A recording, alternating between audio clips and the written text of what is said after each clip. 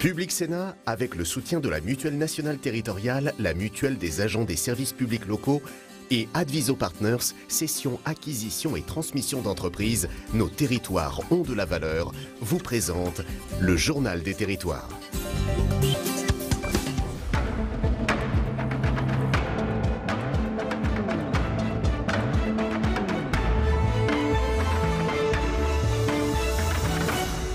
Bonjour à tous et bienvenue dans notre émission aujourd'hui avec la presse quotidienne régionale, les télés locales de France, le réseau Via Télévision qui sont nos partenaires, 130 radios, des Indés radios qui sont également nos partenaires et TV5 Monde. 3 parties dans cette émission, vous le savez. Dans un instant, je vais vous présenter le JT des territoires. Et ensuite, après la météo, ces territoires d'info avec l'invité politique aujourd'hui, c'est Adrien Taquet, le secrétaire d'État chargé de la protection de l'enfance, qui sera notre invité. Enfin, troisième partie de l'émission, eh bien, ce sera l'actualité parlementaire et politique. Et puis, dans la deuxième partie, dans un instant, on reçoit Gérard Darmon, l'acteur qui sera sur ce plateau en direct. Tout de suite, c'est le JT des territoires. On s'y retrouve.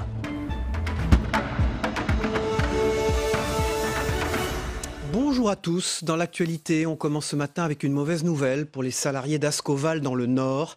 C'est un nouveau coup de massue pour les 281 salariés de l'aciérie. Le groupe Altifort, qui se proposait de reprendre l'entreprise, a reconnu jeudi ne pas avoir obtenu des financements nécessaires à l'opération. Pour le ministère de l'économie, le groupe a trompé tout le monde. Du côté des salariés, c'est évidemment la colère. Écoutez l'un d'entre eux. Première réaction, c'était une réaction de colère, d'énorme colère. C'est une déception forte. À la limite, il aurait mieux valu qu'il n'y ait pas de reprise et qu'on termine en fin d'année en se disant on s'est battu mais il n'y a pas de reprise. Là, on nous a redonné l'espoir, on nous a redonné du sourire, du soleil pour nous abattre. C'est violent, c'est très violent. J'ai été trompé, mais j'ai surtout le sentiment d'avoir trompé mes collègues, d'avoir trompé tous ceux que j'emmenais derrière nous pour nous suivre, en les ayant emmenés sur un projet qui au final n'existe pas, quoi. C'est du gâchis, c'est un énorme gâchis. On était bien reparti, on a un potentiel de commande de 300 000 tonnes qui est là. On a commencé à faire les commandes de validation, on a les 47 millions de l'État qui sont là, et il manque ces fameux 25 millions de fonds propres qui ne sont pas arrivés et qui n'arriveront pas. Dans l'actualité, vous le savez, c'est l'heure du bilan pour les soldes d'hiver. Le moins que l'on puisse dire, c'est qu'il est très mitigé. Exemple, dans le centre-ville de Toulouse, certains commerçants sont à moins 30% par rapport au chiffre d'affaires de janvier 2018. C'est une des conséquences des nombreuses manifestations des Gilets jaunes qui ont semé la trouble et la pagaille dans la ville rose tous les samedis depuis 3 mois. Alexis Kunz de Via Occitanie nous raconte pourquoi. C'est un peu la cata.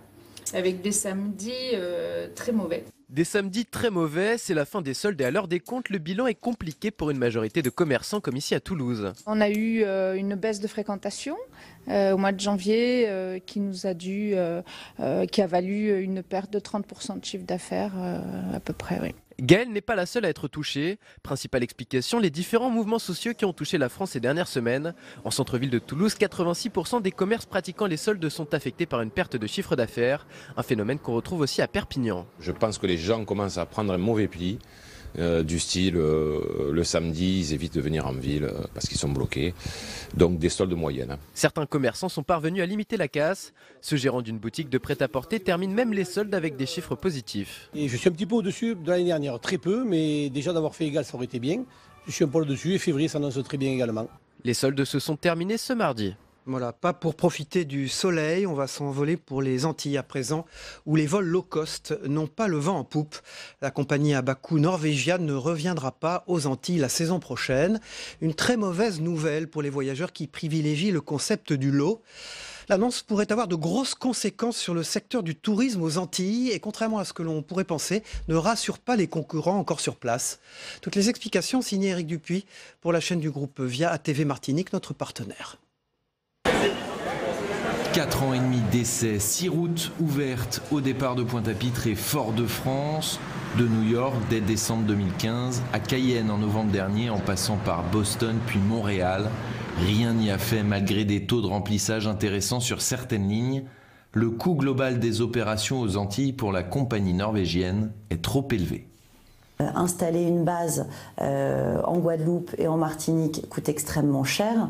Les routes que nous avons envisagées, que nous avons tentées à plusieurs reprises, finalement n'ont pas été complètement satisfaisantes. Nous avons arrêté l'année dernière Boston pour recommencer cette année avec Montréal ou Cayenne. Et in fine, la direction commerciale a jugé que ce n'était pas rentable. Paradoxalement, l'annonce de cet arrêt ne réjouit pas la concurrence qui n'a pas prévu de bouleverser sa stratégie pour autant. C'est bien sûr pas une bonne nouvelle parce que vous savez à quel point on est attaché au développement de nos territoires, les Antilles, la Guyane et tout ce qui peut contribuer au développement économique de ces territoires est évidemment très important pour nous. Le retrait de Norvégiane va avoir un impact important sur le secteur du tourisme dans les 2 îles. L'an dernier, plus de 60 000 Américains s'y sont rendus avec la compagnie. Le modèle low cost est-il condamné dans le ciel caribéen? Pas forcément selon ce spécialiste. Le low cost long courrier peut marcher, en particulier sur les Antilles, si et seulement si il arrive à créer une part de marché qui lui est propre et pas aller en piquer aux compagnies régulières. Pour le marché régional, c'est plus compliqué. Les passagers ont jusqu'au 28 mars pour profiter d'une offre low cost ou espérer qu'une nouvelle compagnie à bas coût s'installe dans ce ciel décidément tempétueux de la Caraïbe.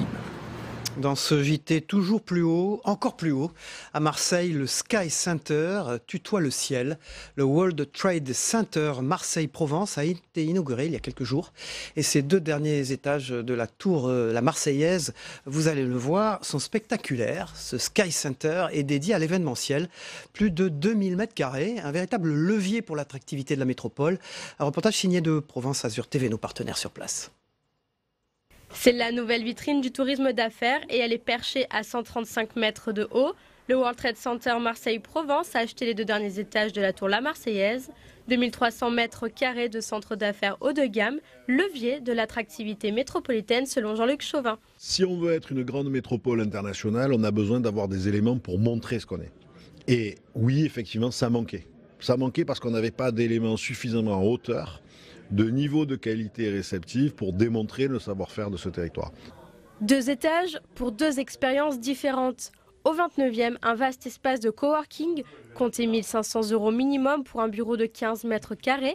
Et juste au-dessus, le Sky Center, une salle modulable dédiée à l'événementiel avec vue à 360 degrés sur la ville, la mer et les collines.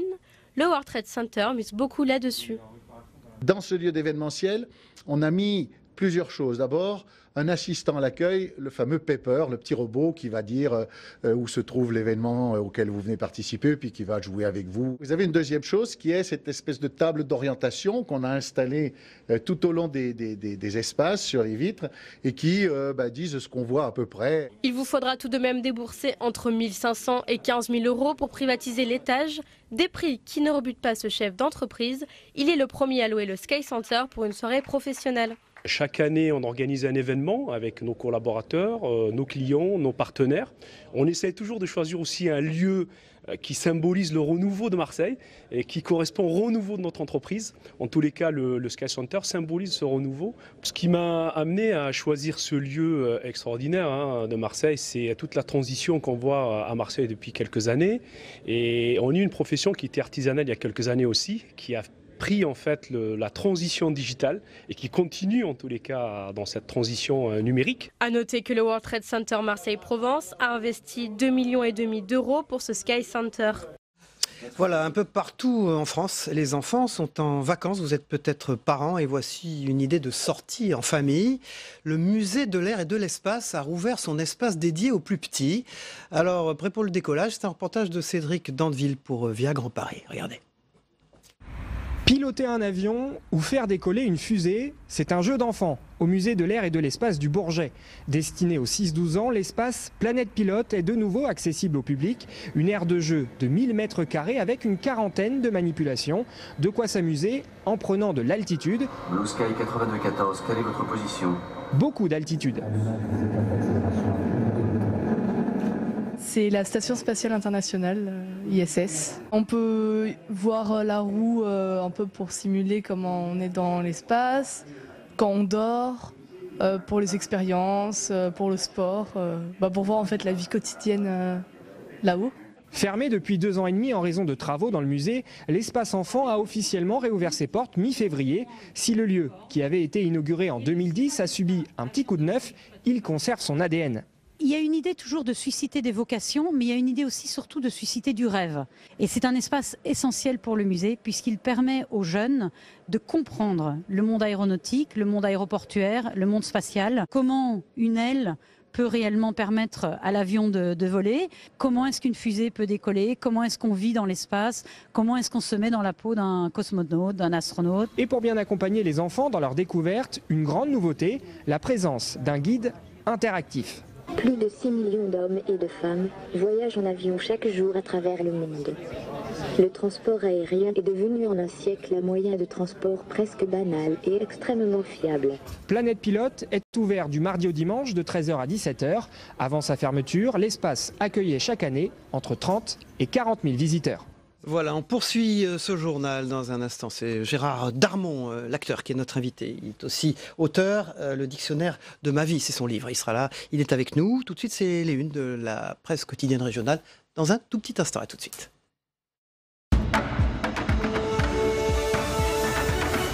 Arrive Saveria, bonjour. Bonjour. Merci d'être là, Saveria. À la une de la Dépêche du midi aujourd'hui, la disparition de Fabien Klein, évidemment, qui est à la une de tous les titres de la presse quotidienne régionale. Le djihadiste originaire de Toulouse aurait été tué par une frappe de drone en Syrie. Il est l'un des plus hauts cadres français de Daesh.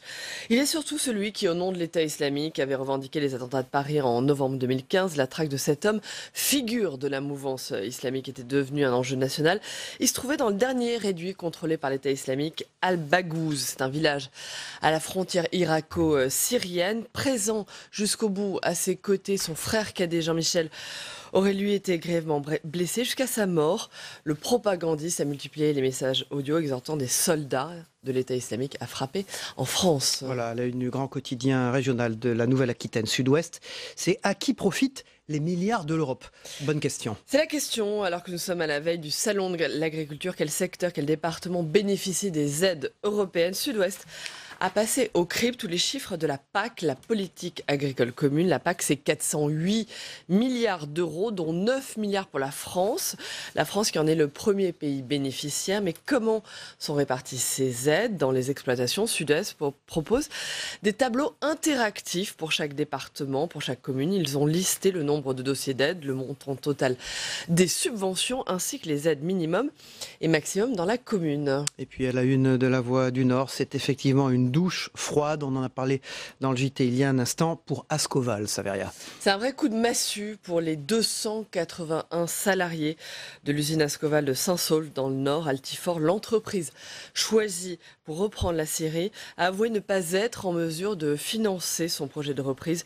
Une nouvelle audience du tribunal de Strasbourg doit se tenir la semaine prochaine, le 27 février. L'ensemble des parties prenantes vont se réunir pour vérifier l'incapacité du repreneur à investir les fonds promis. La veille, Bercy devrait réunir les salariés pour une réunion à Paris. Sauf miracle, le plan de reprise sera annulé. Bon, moi je suis candidat à la une de l'Indépendant de Perpignan.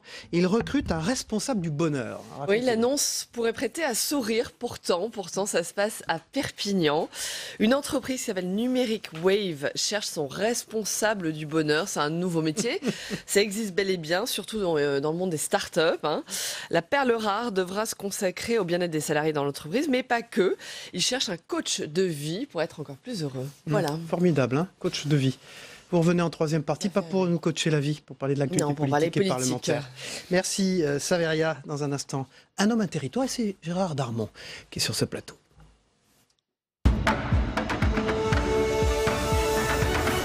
Bonjour Gérard Darmon. Bonjour. Merci d'être avec nous ce matin. Vous signez un livre qui s'appelle Le dictionnaire de ma vie. Avec vous, on va parler d'autres choses d'ailleurs que de votre vie aussi, de sujets d'actualité. Et avec nous sur ce plateau, Bonjour Denis Caro, vous êtes Bonjour le directeur Cyril. des rédactions de Nice Matin et de Var Matin. Merci d'être avec nous également. Alors avec Gérard Darmon, on va parler d'un magnifique département adopté par Gérard Darmon, qui est les Alpes-Maritimes, avec tous ces lieux dont les noms d'ailleurs sonnent en cette veille de week-end à nos oreilles, Saint-Paul-de-Vence, Gourdon, les Hauts de Nice. Et puis nous allons également parler de votre livre, dont je le disais, Le Dictionnaire de ma vie aux éditions Quérault. Mais avant de revenir aussi sur ces thèmes d'actualité dont on va parler, je me suis dit avant de vous recevoir, Gérard Darmon, au fond ça doit être un copain sympa, un ami facile. Eh bien non. J'ai lu dans le livre, en fait vous êtes extrêmement exigeant, et c'est d'ailleurs dans les premières pages de votre livre, il y a une phrase qui a retenu mon attention. Il s'est nourri la flopée de mensonges et de trahisons bien plus violents que de simples déceptions dont je fus victime tout au long de ma vie. Je suis radical en amitié, porté par un attachement viscéral à l'authenticité, par un amour immodéré de la vérité.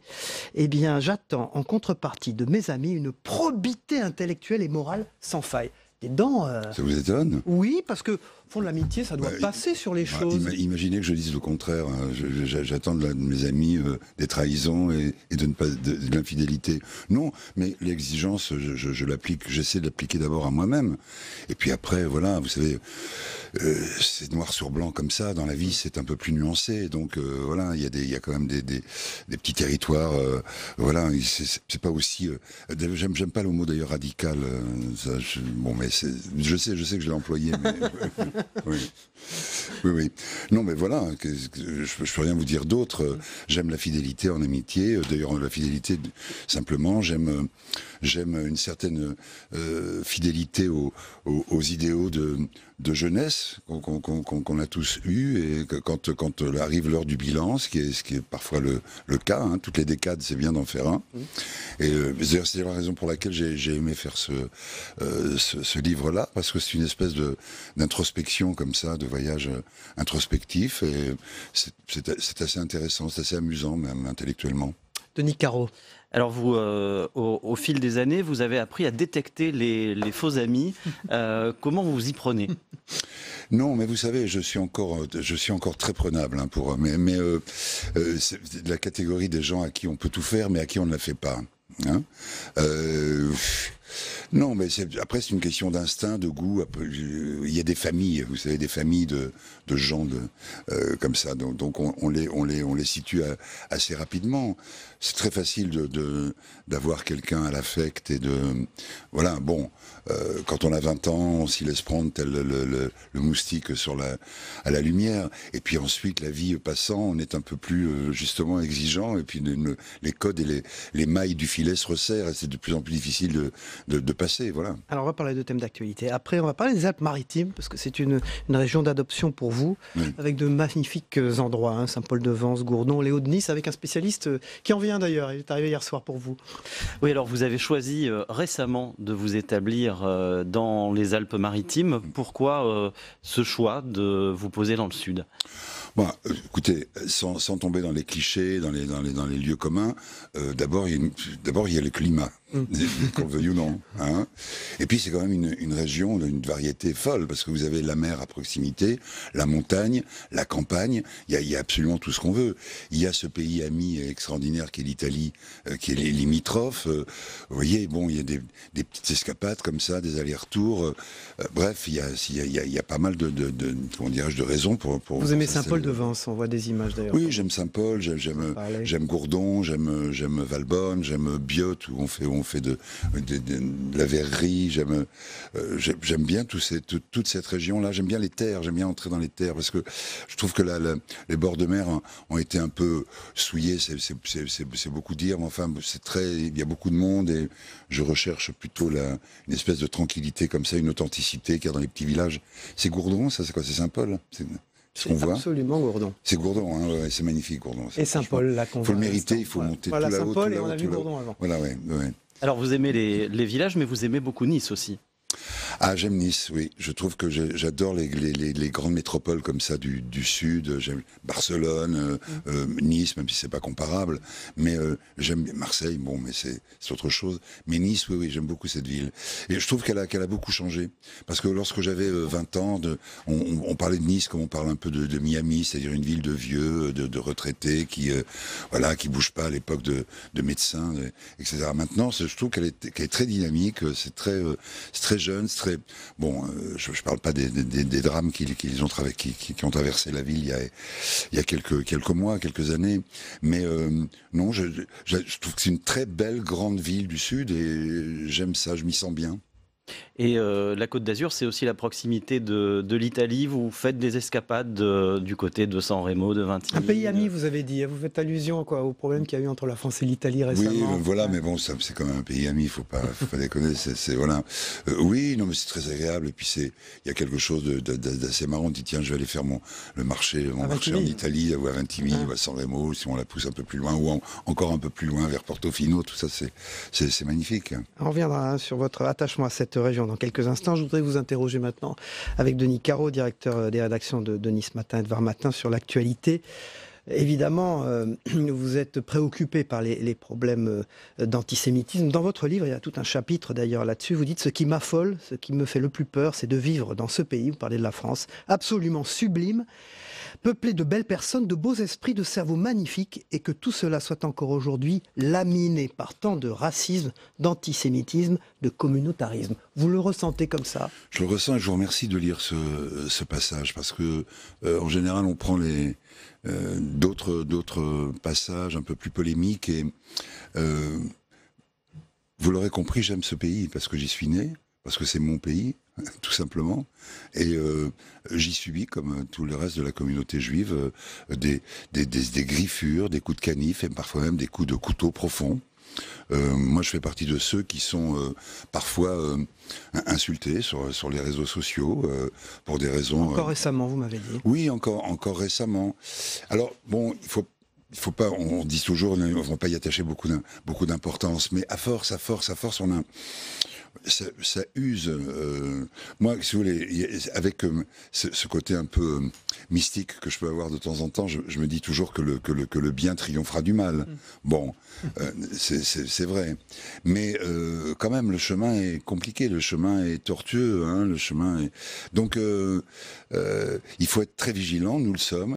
La réaction du pays là, avec cette manifestation à la République. Bon, après, j'ai toujours il y a toujours cette espèce d'aquabonisme en disant bon, à quoi bon, puisque ce fléau n'est pas éradiqué et ne le sera jamais, je crois.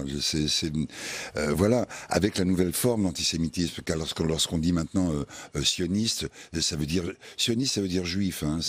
Maintenant, c'est devenu une espèce d'amalgame entre la politique d'Israël, l'État d'Israël, la communauté juive, la diaspora. C'est compliqué. Et pour autant, vous expliquez dans le livre, parfois je pense à partir, j'en ai marre de vivre ça au sujet de l'antisémitisme et du terrorisme. C'est quand je suis fatigué. Mais sinon... Et votre notoriété, votre popularité ne vous protège pas de ça?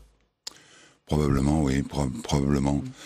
J'en ai pas tout à fait conscient, mais vous savez, franchement, les gens, quand je dis les gens, c'est le public, les gens sont plutôt extrêmement bienveillants et gentils avec moi. Et ça, c'est un fait, c'est incontestable. Moi, c'est pas mon rôle. Mon rôle, c'est justement de porter ça devant les gens, la parole, et puis essayer de défendre ou de combattre. C'est ça mon rôle. Je le subis moins que certains, bien sûr.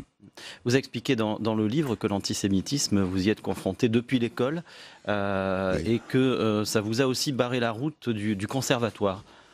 Oui, c'est pas l'antisémitisme, faut pas faire d'amalgame, mais c'est ce qu'on peut appeler un délit de gueule. Voilà, parce qu'à l'époque, j'avais pas non plus les critères et les canons de la France. Juste au retour de la vie, cette gueule, elle vous sert aujourd'hui. Voilà, c'est comme ça. La France était blonde à l'époque, elle était les traits parfaits, elle était Gérard Philippe, elle était Jean-Pierre Aumont, elle était Jean Marais. C'est qu'après, quand Belmondo est arrivé en France, et les Américains avec Pacino, etc. Gérard Darmanger, le patron du Var Matin, là, on ne savait pas qu'il existait un ange gardien dans le Var. Je sais à qui vous faites allusion. Oui, on découvre dans le livre que vous avez un ange gardien, et même plus qu'un ange gardien. C'est quelqu'un qui a des dons de voyance, qui vous suit partout. Me suit pas partout. On se voit souvent. Il est dans les coulisses là ce matin. C'est un ami, oui. Mais parce que vous le connaissez, il est venu vous saluer. C'est un ami, c'est quelqu'un de ma famille, c'est comme un frère, c'est quelqu'un à qui je me confie, qui connaît quasiment tout de ma vie. Et je trouve, c'est quelqu'un qui est venu sur Terre, qui a sa mission. Je parle beaucoup de mission, mais lui est venu pour faire du bien aux gens, pour les soulager, pour parler d'amour. Très mystique, Gérard Darmon. Tout le long de ce livre. Oui, peut-être. Il n'a rien d'un gourou, je le précise. C'est quelqu'un d'extrêmement normal, comme vous et moi, j'allais dire. Mais il a cette espèce d'accès à un monde auquel nous n'avons pas accès. Et il avait prédit la naissance de votre fille, Léna. Oui, il y a au moins une dizaine d'années, oui, il me l'avait toujours dit. Bon, avant qu'on se quitte, je voudrais que vous reveniez pour vous donner quelques bonnes adresses, quelques bons plans de la région sud-ouest. Parce qu'il y a des gens qui sont en vacances, qui ont des enfants. On a vu un reportage dans le JT tout à l'heure. Denis Caro est très attentif parce qu'il vit là-bas. Là-bas, est-ce que sont vos... Voilà, quand vous allez là-bas, vous allez dîner ou déjeuner ou qu'est-ce que vous aimez dans le coin ? Dans la région sud-est, Haut-de-Nice ou Saint-Paul. Oui, mais justement, je ne connais pas encore très bien. J'ai besoin d'être formé. Je vais souvent à la petite maison à Nice parce que bon, c'est incontournable et c'est très très bon. Mais je sais qu'il existe d'autres. Et puis vers Argentan, sur Roquebrune, pardon. Vers Roquebrune, il y a des choses qui sont belles aussi par là. Et moi, j'aime bien me balader nez au vent et tomber sur le petit resto, mais comme ça au pif. Et alors parfois, il y a des grosses déceptions. Mais la plupart des cas, ça se passe bien. Ouais, vous avez beaucoup de choses à découvrir encore c'est vrai, en la bien matière. sûr. J'en sais plus que je n'en dis, comme tous les hommes politiques. Un petit mot pour terminer sur votre notoriété. Il y a tout un chapitre sur la notoriété, Gérard Darmon. Aujourd'hui, les hommes politiques pensent que la notoriété, souvent, au fond, leur est défavorable. Que les choses se sont inversées avec les réseaux sociaux. Pour vous, acteur, vous allez remettre un César, je crois, ce week-end. La notoriété, vous le disiez, protège encore des choses ou pas ? Probablement. C'est un peu comme la beauté, ça fait gagner 15 jours. Mais voilà, je peux pas vous dire autre chose. Vous savez, Hugo disait la popularité, c'est la gloire en gros sous. Alors je me contente, je suis très heureux de ça, c'est bien, c'est une récompense et c'est un privilège et il ne faut pas s'y habituer et faire comme si c'était dû. Il ne faut pas se considérer comme un anti. Moi, je sais d'où je viens. Je l'annonce dans le film, dans le livre. Je sais d'où je viens et je m'en souviens. Et ce qui me permet d'avoir une amarre et des choses qui me permettent de pas prendre la grosse tête et de me prendre pour ce que je ne suis pas. Merci Gérard Darmon, le dictionnaire de ma vie, de votre vie, aux éditions Kéro. Un homme du Sud-Est qui reste à découvrir la région. Apparemment, Denis Caro va vous y aider. Merci Denis Caro, directeur des rédactions de 20 Matin et de Nice Matin. Vous restez avec nous parce que ça va vous intéresser. Très volontiers. On va regarder la météo. Vous allez voir, c'est bleu, bleu, bleu, notamment dans la région. Vous allez peut-être ce week-end après les Césars, le temps qu'il fait en France. On se retrouve après. La météo vous est présentée par l'Assemblée des départements de France.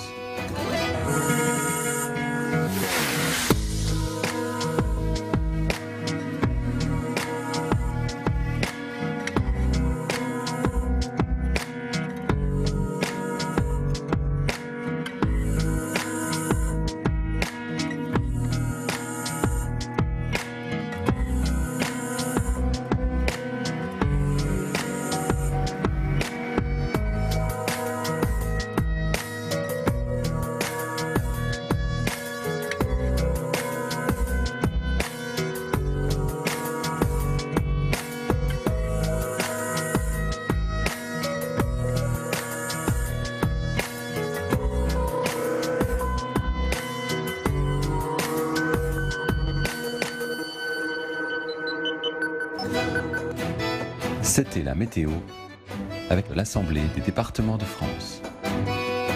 Voilà, notre invité Gérard Darmon, je suis sûr que vous vous intéressez à l'actualité du monde, donc vous devez vouloir savoir ce qui s'est passé ces dernières heures. Vous allez regarder avec nous le Zap Monde de TV5 Monde, car je sais que vous êtes un habitué de cette émission, et merci d'ailleurs. On va partir au Venezuela, où Nicolas Maduro ferme la frontière avec le Brésil, et Juan Guaido est en route vers l'ouest. Et puis on part voir les manifestations qui se préparent des jeunes à Bruxelles pour le climat. On se retrouve après tout cela. À tout de suite. Public Sénat, avec le soutien de la Mutuelle nationale territoriale, la Mutuelle des agents des services publics locaux et Adviso Partners, cession, acquisition et transmission d'entreprises, nos territoires ont de la valeur, vous ont présenté le Journal des territoires.